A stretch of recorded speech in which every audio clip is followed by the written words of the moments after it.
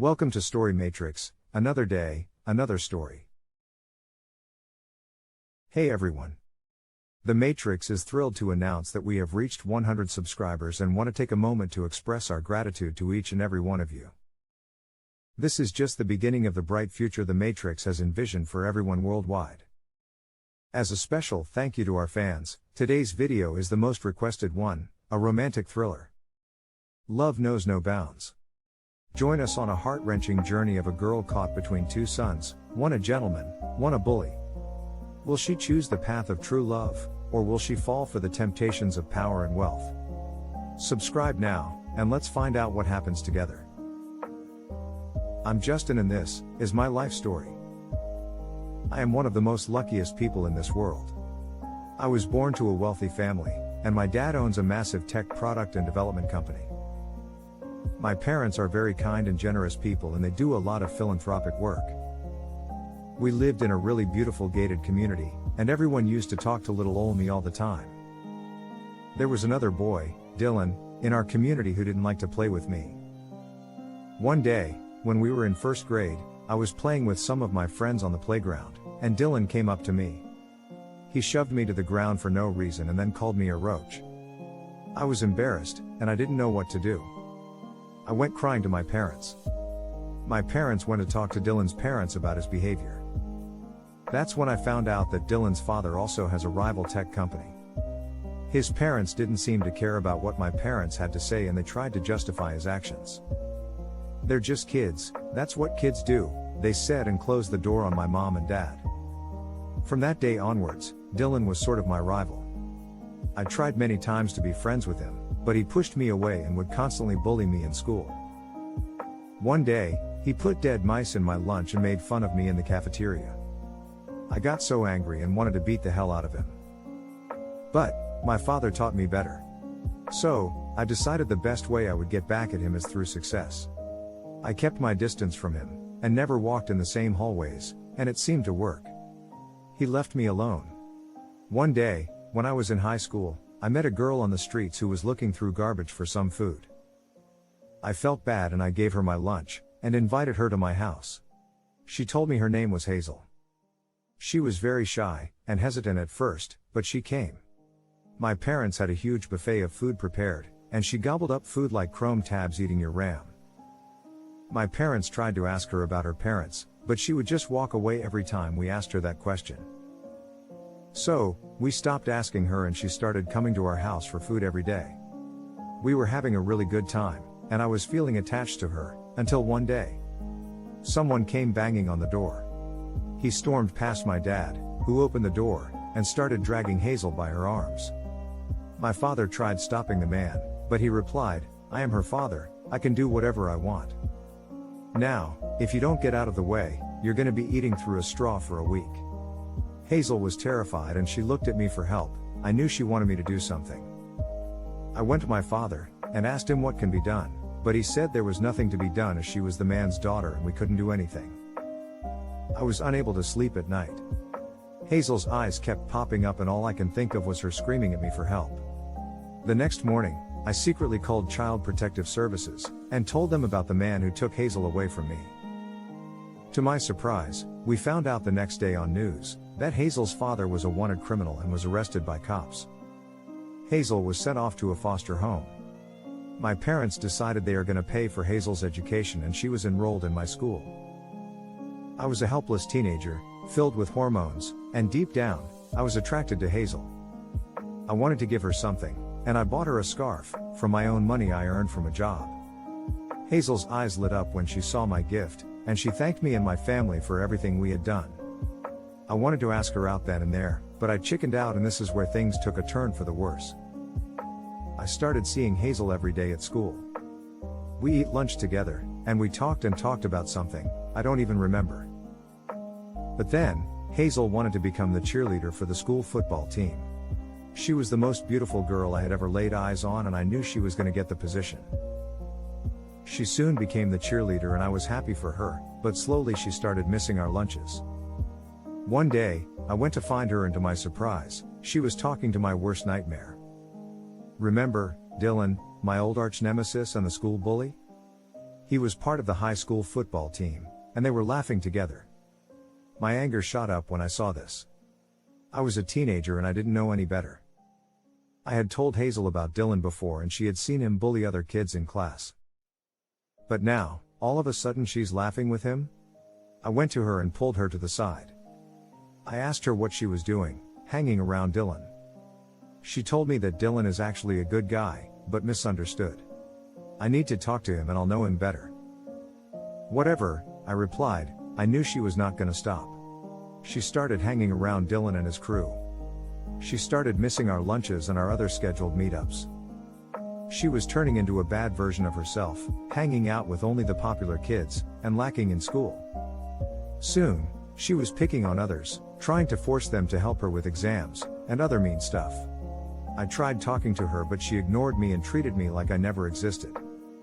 One day, my father received news that Hazel's biological father was on his deathbed and was requesting to see his daughter.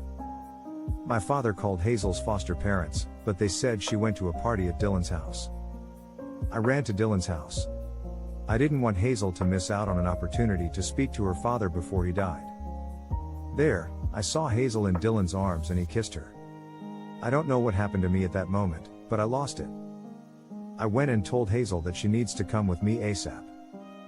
She told me to go away and that I was a loser. I got angry and before I knew it, I screamed loudly, "Your father is dying in prison, and you're too busy drinking and making out with Dylan." Everyone just stopped for a couple of moments and were staring at Hazel. Then, it started, her dad is a criminal? And then the gossip started. Hazel's face turned bright red, and her eyes filled with tears.